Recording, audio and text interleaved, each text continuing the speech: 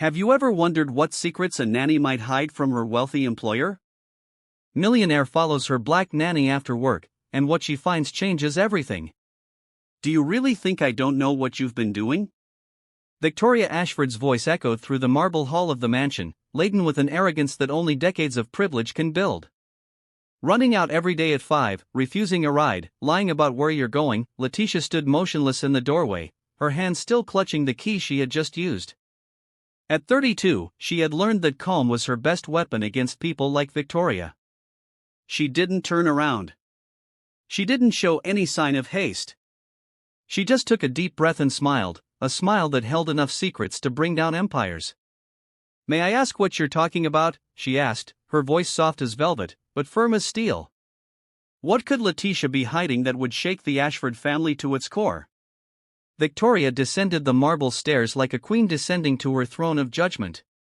Her pink Chanel stood out against Leticia's simple uniform, a difference she made sure to flaunt whenever possible. "Don't play dumb with me. For 3 years, you took care of my son like you were a saint." But lately, she stopped a few inches away from Leticia. "Lately, you've been different, distant, hiding something."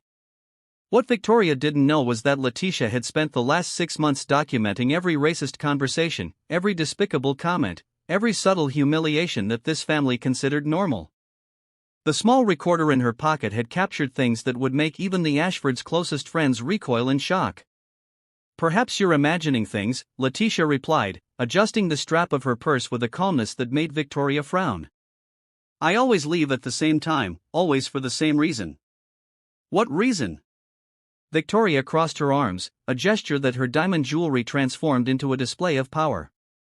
"Because I've asked you 3 times, and you always change the subject."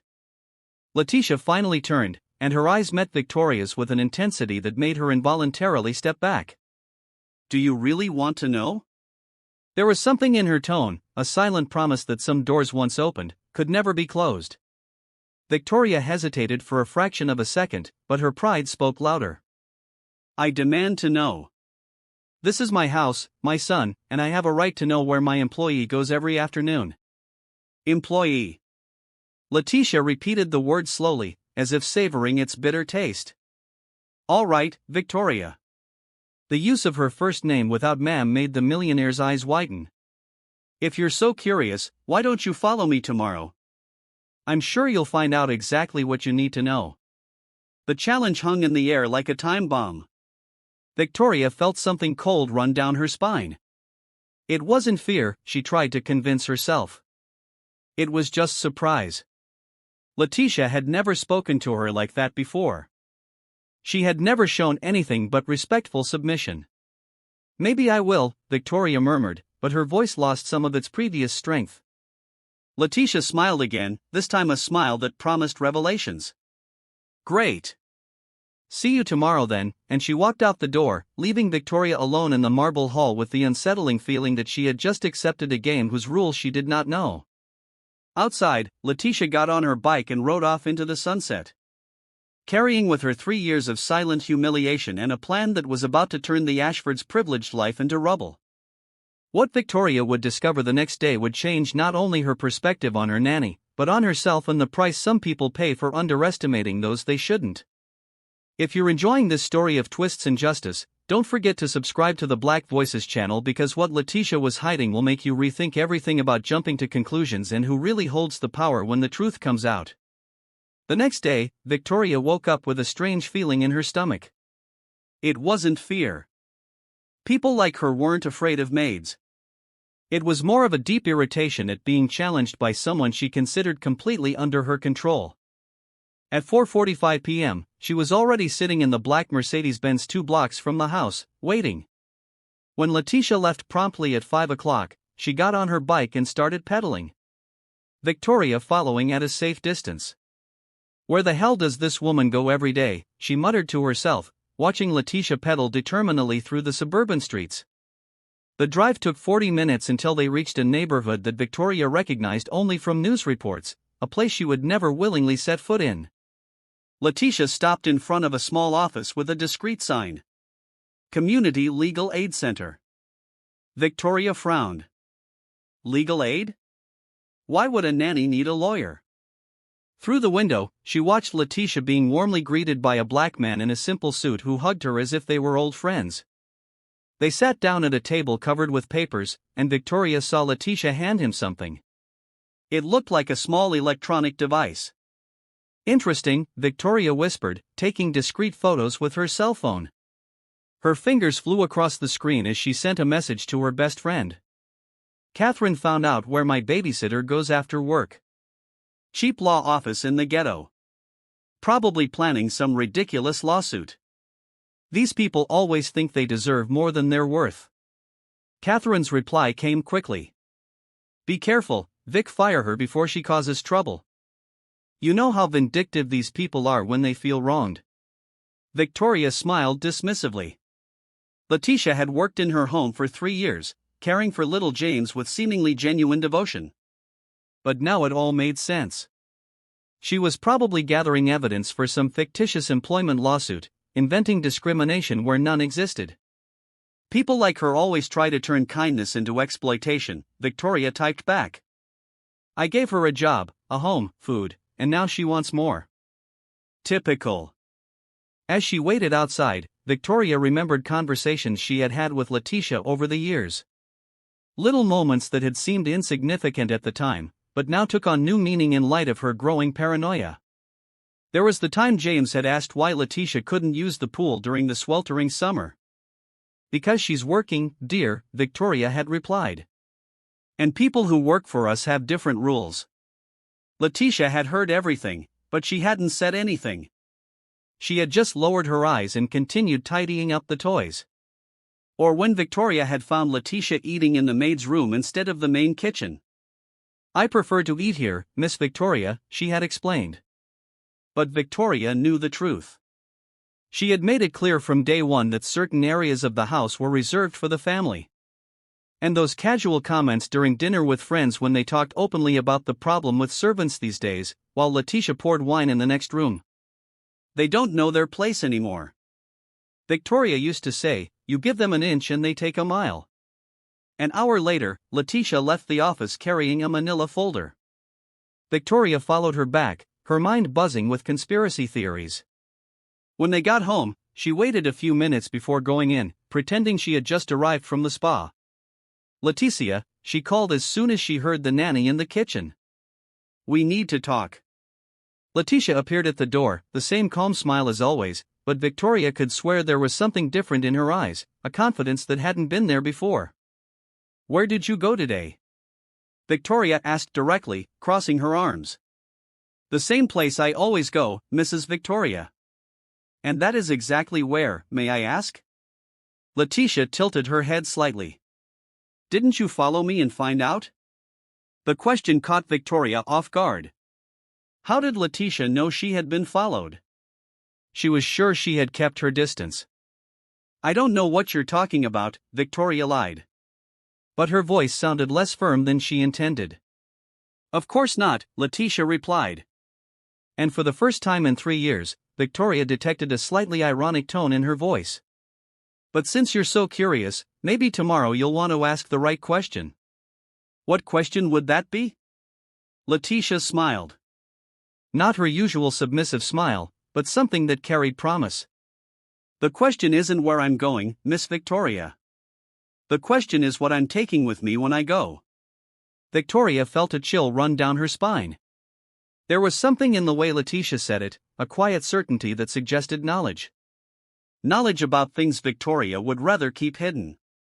I don't like riddles, Leticia. I know, replied the nanny, adjusting the strap of her bag. You've always preferred things to be direct and simple. But sometimes the truth needs to be built slowly, piece by piece, until the complete picture is clear for everyone to see. That night, Victoria could hardly sleep. She called Catherine at 2 o'clock in the morning. She knows I followed her, she whispered into the phone, and she spoke in a way. I don't know, as if she knew something. Fire her tomorrow, Catherine advised, before it's too late. But Victoria knew that firing Leticia now would be admitting defeat. And people like Victoria Ashford didn't admit defeat to people like Leticia, at least not before finding out exactly what game was being played. What she didn't know was that every despicable word, every racist comment disguised as a joke, every subtle humiliation of the last 3 years had been carefully documented, and that the manila folder Leticia had carried from the office contained much more than just papers. It contained the power to turn the Ashfords' privileged life into public rubble. Each new suspicion Victoria had only fueled something she couldn't see, a silent determination being forged by the very arrogance she tried to impose, unaware that every act of contempt was writing her own sentence of defeat. The next morning, Victoria woke up with an ironclad determination. If Leticia was up to something, she would find out exactly what it was. She called her personal assistant before even getting out of bed. "Rachel, I need you to do a complete background check on my nanny, Leticia Santos. I want to know everything: where she was born, where she went to school, family, previous addresses, court cases, anything you can find." "Anything in particular, Mrs. Ashford?" "Just precautions. These people sometimes have ulterior motives that we don't notice at first." While Victoria was plotting in her bedroom, just a few feet away, Leticia was preparing little James' breakfast with her usual calm demeanor. But inside her purse, carefully hidden among tissues and candy, was a small digital recorder that had captured every word of that phone conversation. "Good morning, James," she said sweetly, helping the 6-year-old boy sit down at the table. "How about scrambled eggs today, Leticia?" the boy asked with the innocent curiosity typical of his age. "Why does Mom talk differently when you're not around?" The question made Leticia pause for a moment. "What do you mean, dear?" "She uses words that you taught me are bad. Yesterday, she told Aunt Catherine that people like you always want more than they deserve." Leticia knelt down to the boy's eye level, keeping her voice calm. "And what do you think about that, James?" "I think she's wrong. You're the nicest person I know." At that moment, Victoria appeared in the kitchen, still in her robe with her cell phone glued to her ear. "Yes, Catherine. Exactly. She's probably collecting evidence for some ridiculous lawsuit. These people always do that when they realize the party is over." Victoria didn't realize that James and Leticia could hear every word. Nor did she notice the small device Leticia had discreetly activated in her purse. "I need to leave early today," Victoria announced coldly. "I have a meeting with my lawyer about domestic matters." "Of course, Mrs. Victoria. James will be well looked after." Victoria studied Leticia's face for a long moment, looking for signs of nervousness or guilt. She found only the same disconcerting serenity as always. 2 hours later, in the office of Marcus Thompson, a lawyer specializing in labor and civil rights, Leticia emptied the contents of a manila folder onto the desk. It wasn't just recordings. There were screenshots of text messages between Victoria and her friends, photos of humiliating moments she had discreetly documented, and even videos recorded when Victoria thought she was alone. "Leticia, this is..." Marcus stopped speaking, clearly impressed by the quantity and quality of the evidence. "You documented 3 whole years. Every insult, every racist comment disguised as a joke.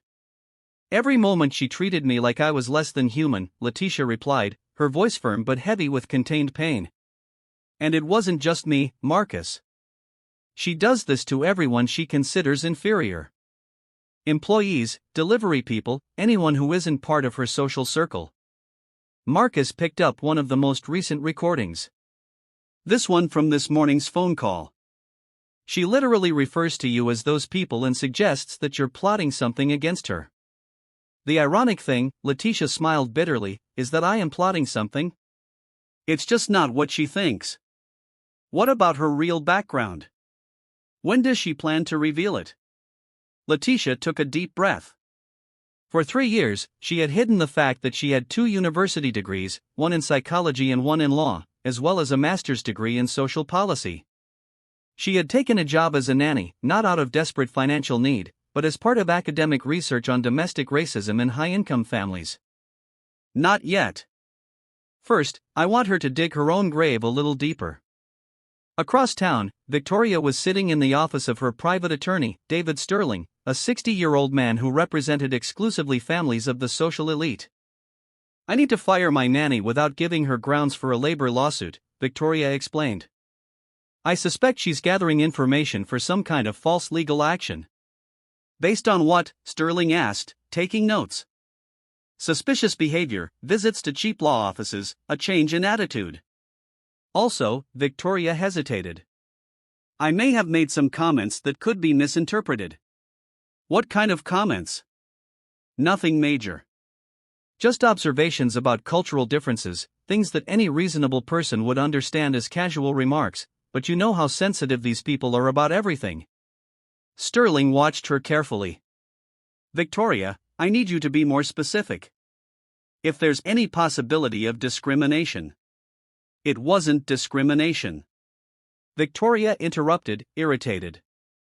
It was just realism. I pay her salary, provide her with housing and food. If she's not satisfied with the conditions, she should look for another job, not make up problems where they don't exist. Meanwhile, back at Marcus' office, Leticia showed him the last item in her collection of evidence, a detailed diary she had kept for all 3 years, recording not only the incidents of discrimination, but also the emotional reaction she had observed in little James. The child is being raised to normalize this kind of behavior, Leticia explained. James is a good kid, but he's already starting to repeat phrases he hears from his mother. Yesterday, he asked why I couldn't use the pool like his mother's friends. Marcus closed his eyes, clearly disturbed. And you have all of this documented. Every conversation, every moment, she spoke about me as if I weren't human.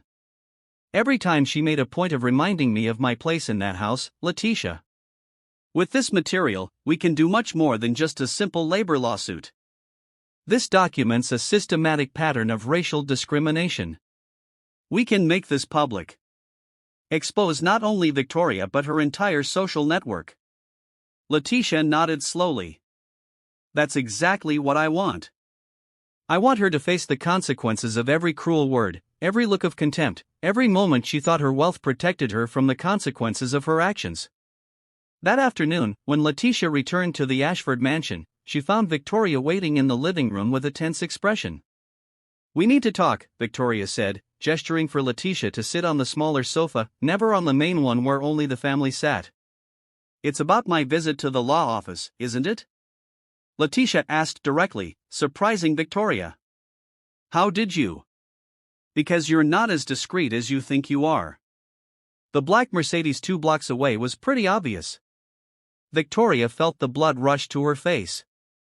So, you admit you're plotting something against me? Not against you, Victoria. For justice. There's a difference. Although I imagine that's difficult for someone like you to understand. Someone like me?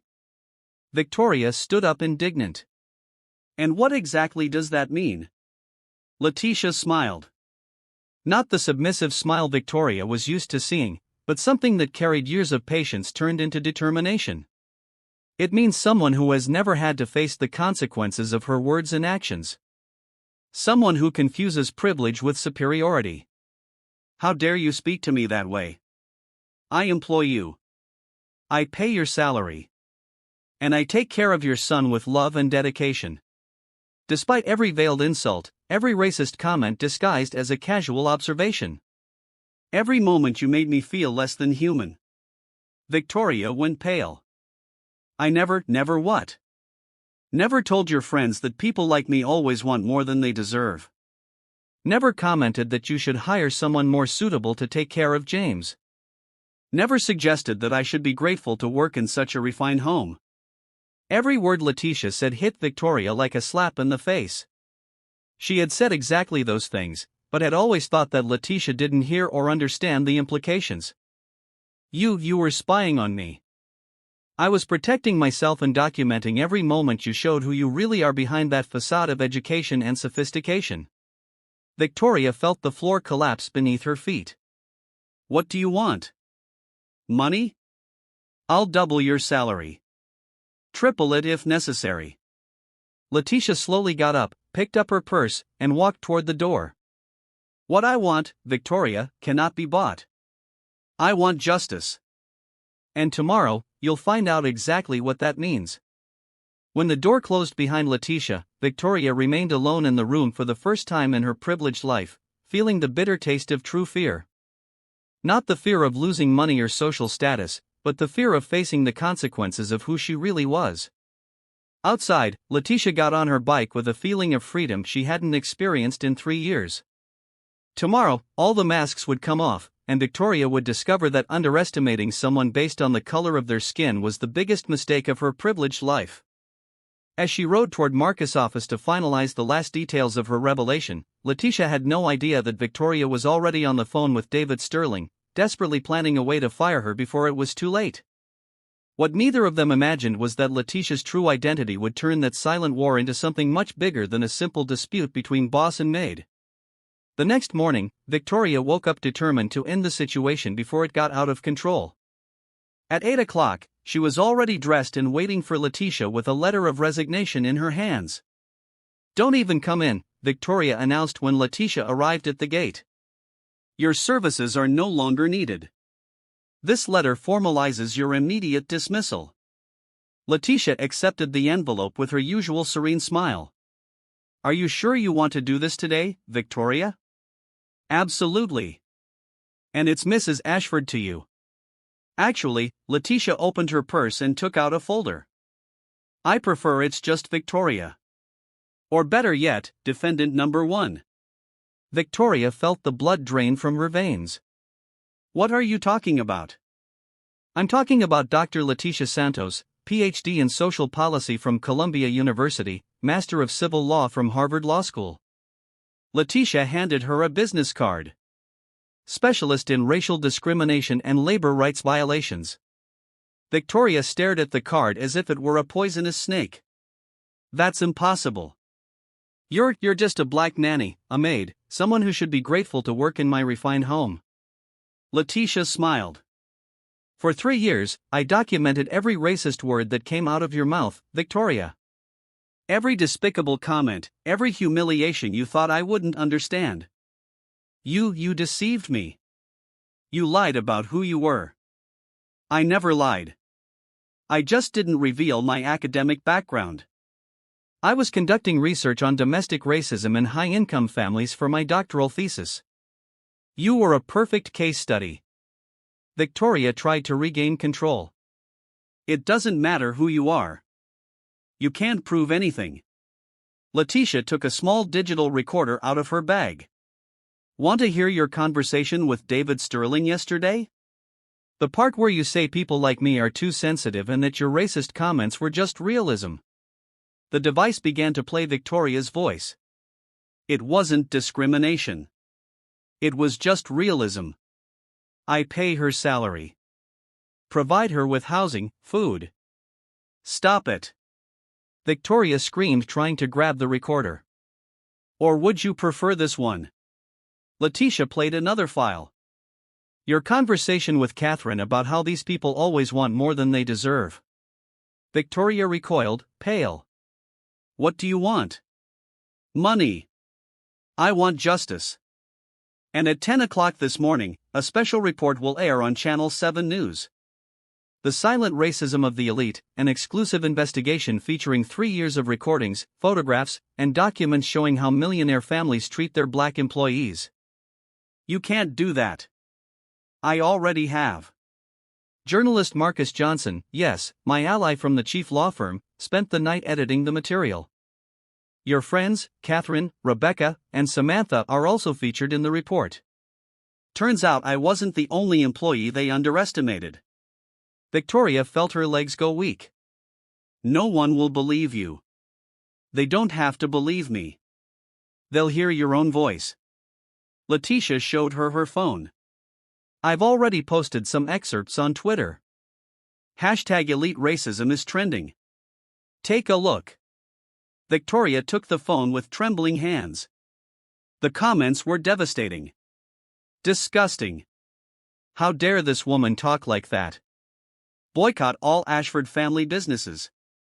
My God, my reputation. My contracts. Your contracts have already started getting cancelled. Premier Holdings terminated the agreement an hour ago. The charitable foundation has removed your name from the board and the country club. Well, they asked for your membership card back." Victoria collapsed to the floor, sobbing. "Why? Why did you do this to me?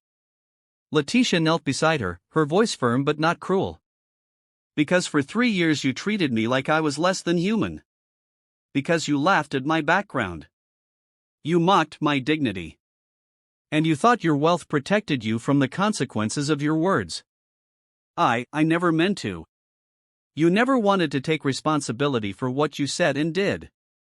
Every racist comment you normalized. Every moment you made me feel inferior. Every time you talked about me as if I were your property, all of that had consequences, Victoria. Victoria looked at Leticia through her tears. What's going to happen now? Now you're going to learn something I've known for a long time. Actions have consequences, and underestimating someone because of the color of their skin was the biggest mistake of your privileged life. Leticia stood up, grabbed her bike, and prepared to leave. Oh, and about little James, don't worry. I'm sure he'll learn a lot from watching his mother deal with the consequences of her own prejudices.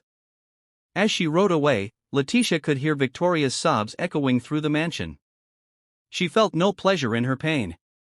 She felt relief.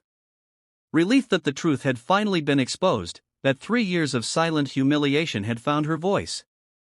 When she arrived at Marcus' office, he greeted her with a proud smile. The article is being shared all over social media. We already have lawyers from other domestic workers contacting us. Victoria Ashford has just become the national symbol of elite racism. Leticia nodded, feeling the weight of 3 years of silence finally lifting. Justice wasn't sweet. It was necessary. And sometimes for it to happen, it takes brave people to go undercover, document the truth, and wait for the right moment for the masks to come off for good.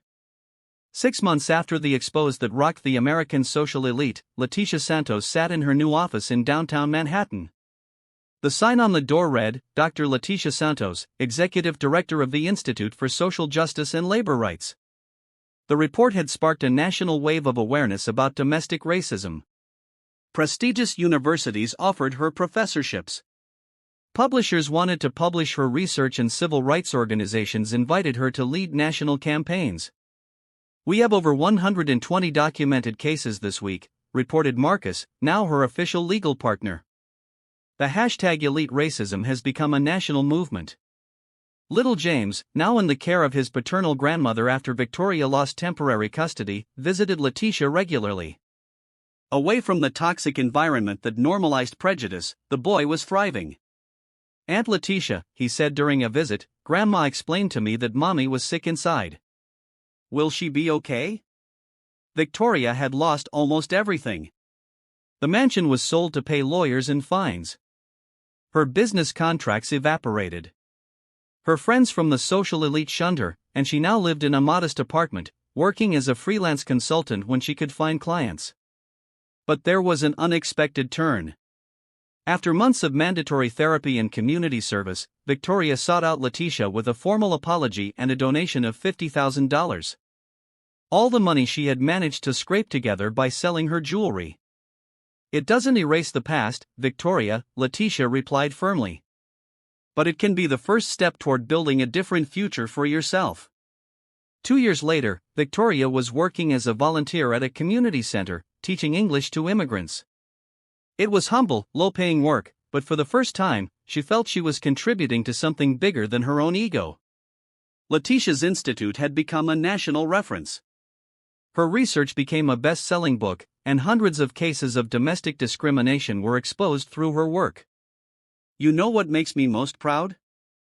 Leticia told Marcus, it's not that I destroyed Victoria. It's that I built something that protects thousands of people like me. Leticia's real victory wasn't humiliating Victoria in public. It was turning 3 years of silent humiliation into a force that protected other women from going through the same suffering. On the wall of her office, framed, was a photo of James drawing at the table where she had made his coffee years ago. Next to it was the Institute's motto, the greatest revenge against prejudice is not to destroy those who discriminate. It is to build a world where discrimination is impossible. Victoria tried to break Leticia, but ended up forging a leader. Leticia learned that true justice is not punishing those who hurt us. It is ensuring that others do not have to go through the same pain. Their story proved that when privileged people underestimate those they consider inferior, they are digging their own moral grave. Because in the end, those who have the courage to document the truth and use intelligence as a weapon always defeat those who use only arrogance and money. If this story of transformation and justice touched your heart, subscribe to the Black Voices channel for more stories that prove that the best revenge against injustice is to build a more just world for everyone.